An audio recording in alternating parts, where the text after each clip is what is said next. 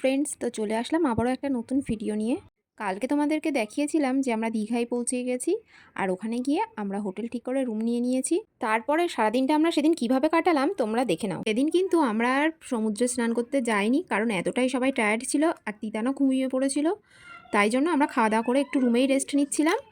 আর আমাদের হোটেলের ছাদে ছিল সুইমিং পুল, তো সেদিন আমরা ঠিক করেছিলাম পুলেই যাব, ওই জন্য সমুদ্রে যাইনি।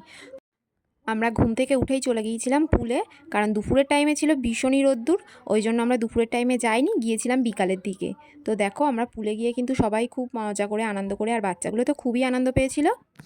তারপর রুমে এসে ফ্রেশ হয়ে দেখো এখানে তিতানো রেডি হয়ে গেছে, এখানে আমিও রেডি হয়ে গেছিলাম। আর এটা ছিল আমাদের হোটেল হোটেলটা কিন্তু ছিল খুবই পরিষ্কার পরিচ্ছন্ন আর খুবই রেস্ট্রিকশন। তো যাই হোক, তারপর আমরা বেরিয়ে পড়েছিলাম সন্ধ্যেবেলাতে, একটু বিচের ধারের দিকে যাচ্ছিলাম। তো দেখো, আর এখানে সবাই হাঁটছে, কিন্তু তিতান হাত ধরবে না, ও একা একাই হেঁটে যাবে। তো আমরা পৌঁছে গেছিলাম বিচের ধারে। তো দেখো প্রচুর ভিড় ছিল, প্রচুর ভিড়। আর ওখানে গিয়েই কিন্তু তিতান বায়না শুরু করে দিয়েছিল আইসক্রিম খাবে, তাই ওকে একটা আইসক্রিম কিনে দিয়েছিলাম। আর আমরা খেয়ে নিচ্ছিলাম চা। তারপর ওখানে দেখো ছিল একটা গার্ডেন মতো, আমরা সবাই ওখানে বসে একটু গল্প করছিলাম, বাচ্চারা একটু খাওয়া দাওয়া করছিল, খেলা করছিল। তারপর আমরা কিন্তু একটু রাত হতেই রুমে চলে এসেছিলাম। তো দীঘার ফার্স্টের দিনটা আমরা এভাবেই কাটিয়েছিলাম। আজ এইটুকুই, টাটা। আবার আসবো কালকে ডে 2 এর ভিডিওটা নিয়ে।